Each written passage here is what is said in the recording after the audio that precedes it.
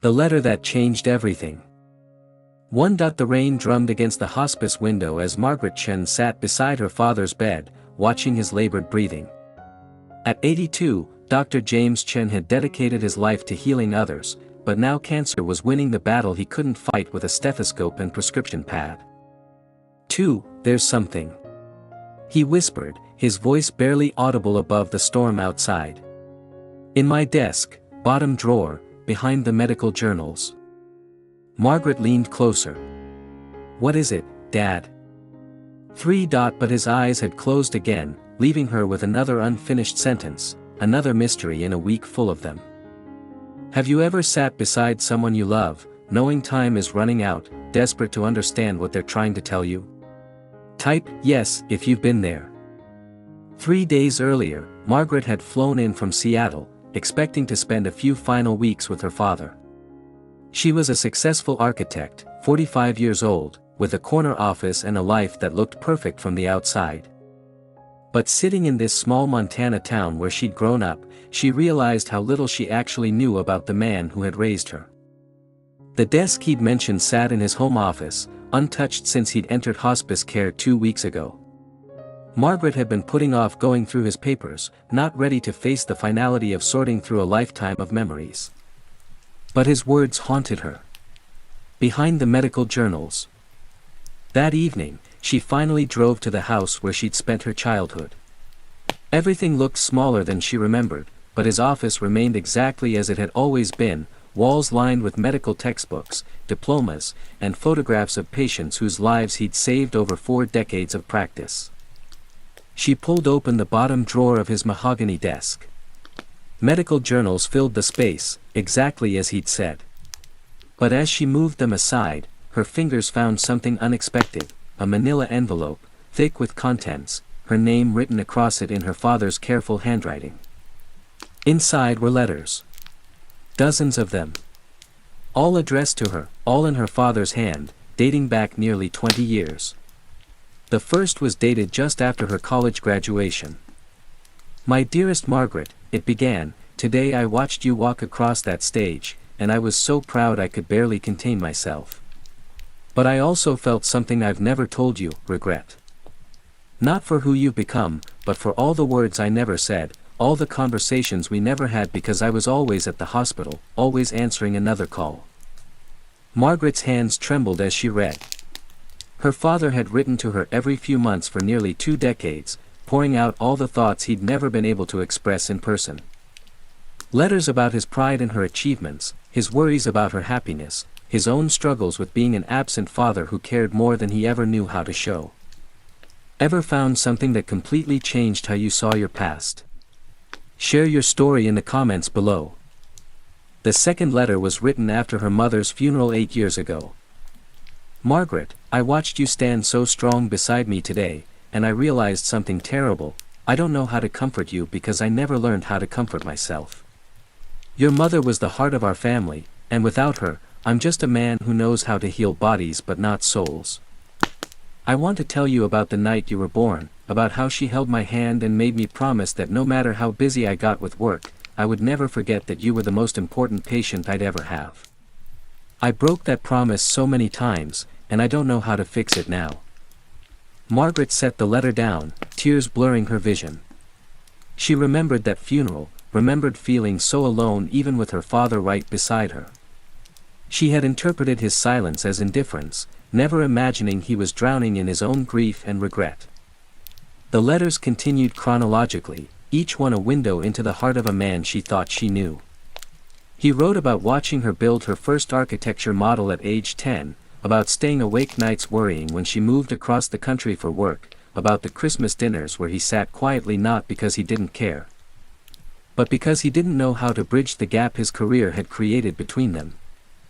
One letter, written 3 years ago, stopped her cold.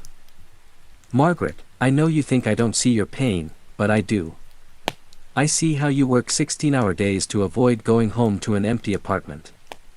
I see how you smile at family gatherings but your eyes look tired. I see you becoming me, successful and accomplished but somehow lonely in the middle of your achievements. I did that to you by example, and it's my greatest failure as a father. I want to call you, to tell you that success means nothing if you don't have people to share it with, but every time I pick up the phone, I remember all the calls I missed, all the dinners I skipped, all the times I chose work over you. And I don't feel like I have the right to give advice about balance. Have you ever realized that someone you thought didn't understand you actually saw you more clearly than anyone else?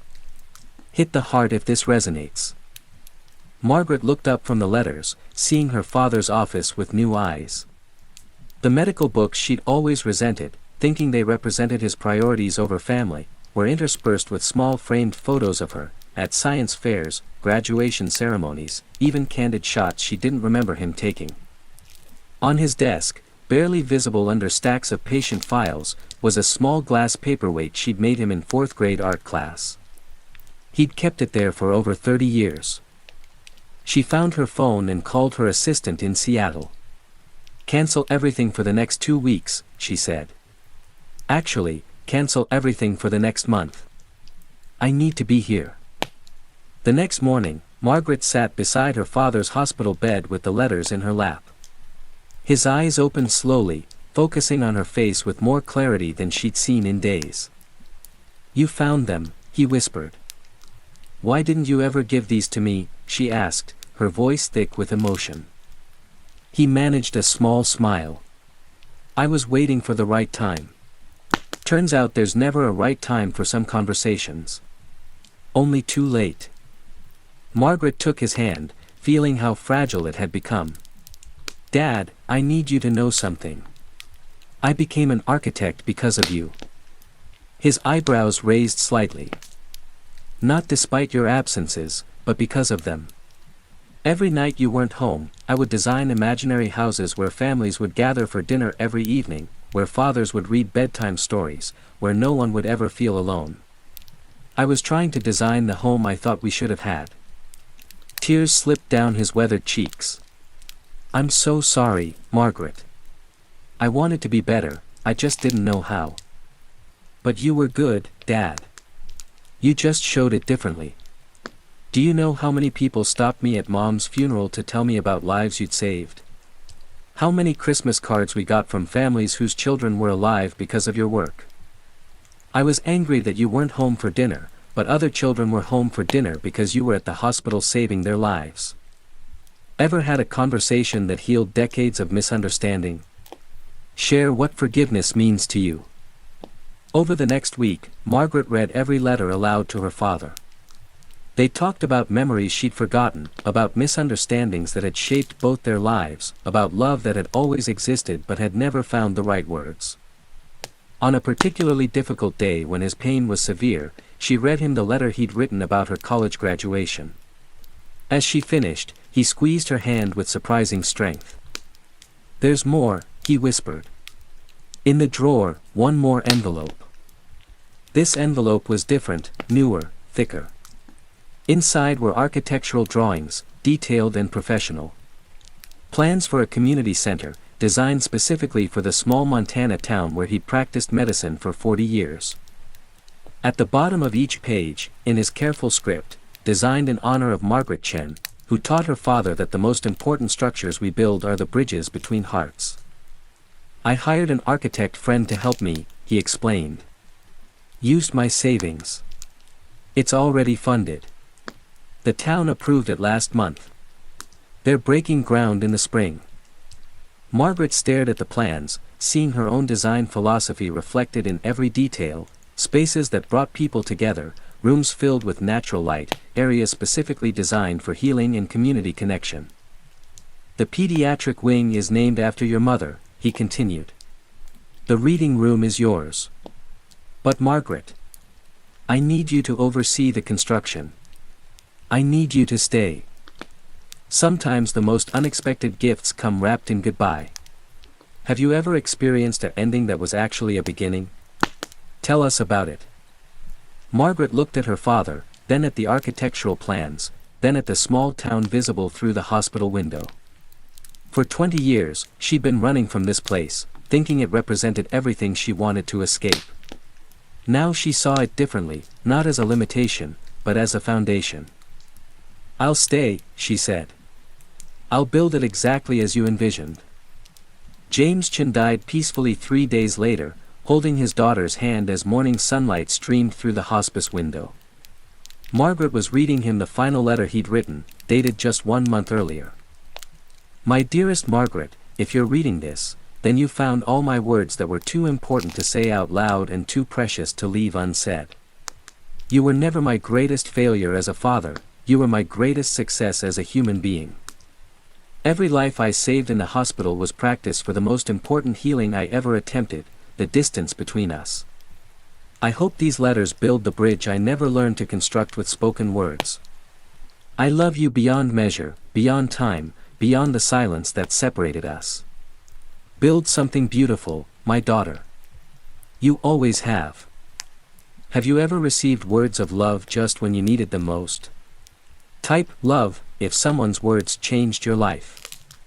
6 months later, Margaret stood in the town square as workers broke ground for the Chin Community Center.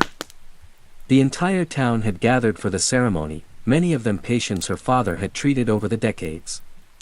As the first shovel hit the earth, she felt something she hadn't experienced in years: home. She'd sold her architectural firm in Seattle, not to give up her career, but to transform it. The community center was just the beginning.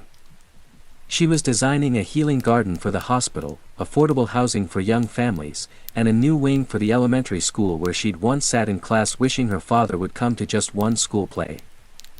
The mayor approached her after the ceremony. Your father talked about you constantly, he said. He was so proud, but also worried you'd never come back home. Margaret smiled, looking at the architectural plans in her hands, plans that represented not just buildings, but the bridge her father had built between them through 20 years of unspoken love finally given voice. He was right to worry, she said.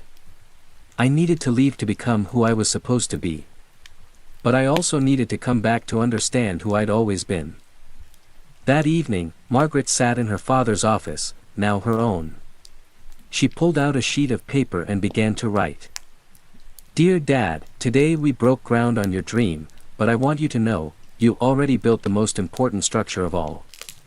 You built a bridge between us made of words you were brave enough to write even when you couldn't say them. I understand now that love doesn't always sound the way we expect it to. Sometimes it sounds like the quiet dedication of a man working late to save lives.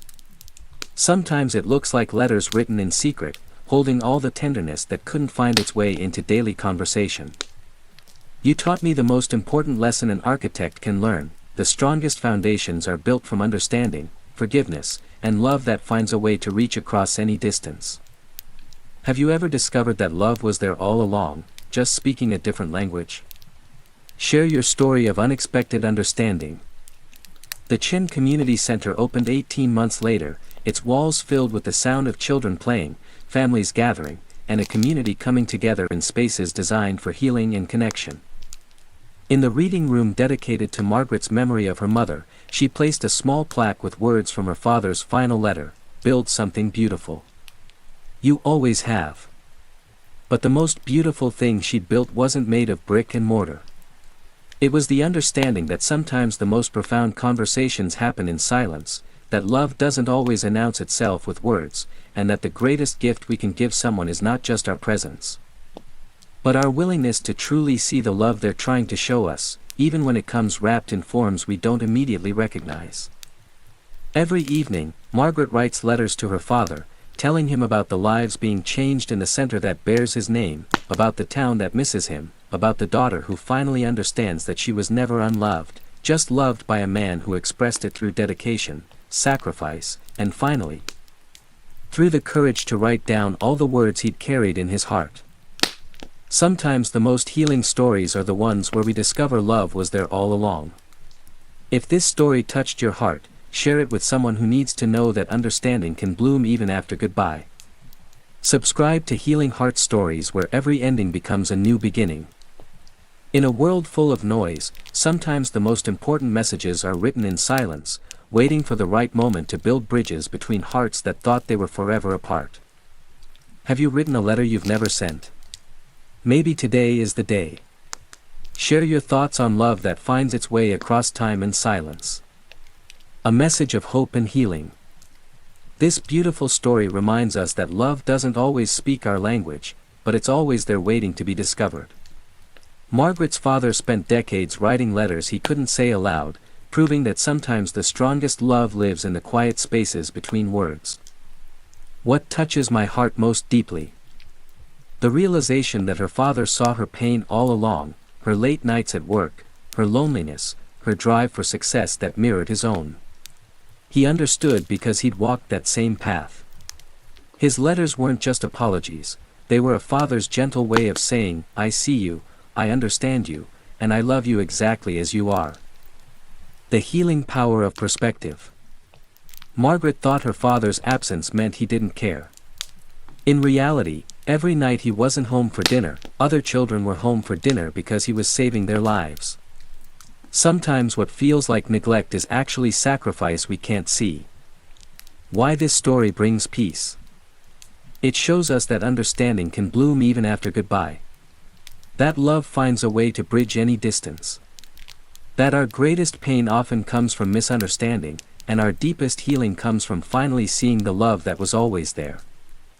The Chen Community Center represents something beautiful, how one person's quiet dedication can transform an entire community. Margaret didn't just inherit her father's legacy, she amplified it by staying to build something that brings people together. A gentle reminder for all of us. Maybe someone in your life is showing love in a language you don't recognize. Maybe there are words someone needed to hear that you haven't said yet. Maybe there's a letter you should write, a call you should make, or simply a moment to pause and see the love that's already surrounding you. Questions for reflection. Have you ever discovered that someone loved you more than you realized? Is there someone showing you love in a way you haven't recognized? What bridge could you build today with words you've been keeping inside? Love is always there. Sometimes we just need new eyes to see it. Sometimes the most profound healing happens when we realize we were never unloved, just loved in ways we didn't understand yet. What's the most unexpected way someone has shown you love? Share your story below, your words might be exactly what someone else needs to hear today.